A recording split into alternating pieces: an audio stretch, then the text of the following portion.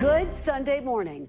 President Trump is standing by his national security team as the fallout intensifies after top officials mistakenly shared attack plans for U.S. military strikes in Yemen on the Signal messaging app with a journalist. In an exclusive phone interview on Saturday, the president told me, quote, "I don't fire people because of fake news and because of witch hunts." Mr. Trump said he still has confidence in Defense Secretary Pete Hegseth and National Security Advisor Mike Waltz. Just hours ago, President Trump called me to tell me he is, quote, pissed off with Russia's President Putin and threatened to impose secondary tariffs on Russia's oil. Quote, "If Russia and I are unable to make a deal on stopping the bloodshed in Ukraine, and if I think it was Russia's fault, which it might not be, but if I think it was Russia's fault, I am going to put secondary tariffs on all oil coming out of Russia." Mr. Trump said 25% tariffs on Russian oil could happen any moment and told me he plans to speak with President Putin this week. The president told me, quote, "I was very angry, pissed off when Putin started getting into Zelensky's credibility and started talking about new leadership in Ukraine." On Iran, the president said he's also considering secondary tariffs if Iran doesn't agree to a nuclear deal. Quote, "If they don't make a deal, there will be bombing, and it will be bombing the likes of which they have never seen before." After markets tumbled on Friday and with consumer confidence falling, the president also told me he's not backing down on his tariff plans. What we're going to be doing is a 25% tariff on all cars that are not made in the United States. If they're made in the United States, there's absolutely no tariff. And the president telling me tariffs are, quote, absolutely permanent. And on fears of foreign automakers raising prices, quote, "I couldn't care less if they raise prices because people are going to start buying American-made cars."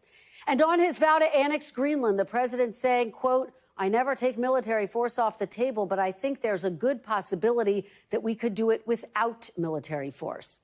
The White House is still on defense this weekend after the Atlantic editor-in-chief Jeffrey Goldberg says he was added to that Signal conversation by Mr. Trump's national security advisor Mike Waltz, where details of the plans for an attack on the Houthis in Yemen were shared with him in real time. The chat included the vice president, the defense secretary, the secretary of state, the CIA director, and the director of national intelligence. The explanations for what happened and how serious of a security breach it was have been evolving. I'm sure everybody out there has had a contact where it was said one person and then a different phone number. But you've never talked to him before, so how's the number on your phone? I mean, I'm not an expert in any of this, but it's just curious. How's the number on your phone? Well, if you have somebody else's contact and then then somehow it gets someone sucked sent in, you that it gets contact. sucked in. Nobody was texting war plans, and that's all I have to say about that. Intelligence officials defended the sensitive nature of the content, denying it was classified. My communications, to be clear, in a Signal message group were entirely permissible and lawful and did not include classified information. There was no classified material that was shared. Was there any mention of a target in Yemen? I don't remember mention of specific targets. Was there any mention, Ms. Gabbard, of a weapon or weapons system? I don't recall specific weapons systems being named. How about anything about timing? I don't recall specific timing. Any mention of any military unit whatsoever? Mr. Ratcliffe? Not that I recall. Ms. Gabbard? Not that I recall. After the administration insisted there was no classified information on the text chain, Goldberg released the messages that included Defense Secretary Hegseth sharing specific details about when bombs would drop and when U.S. jets would take off just 30 minutes before they launched the attack.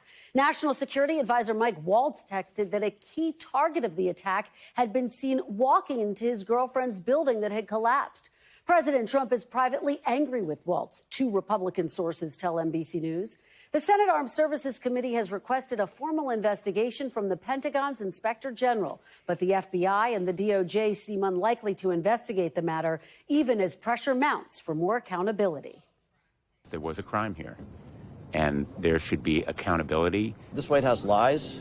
It's hypocritical. It's corrupt. So no, I don't trust the Fox to investigate the hen house. I'm also puzzled by some of the answers that were given by the DNA at the intelligence hearing.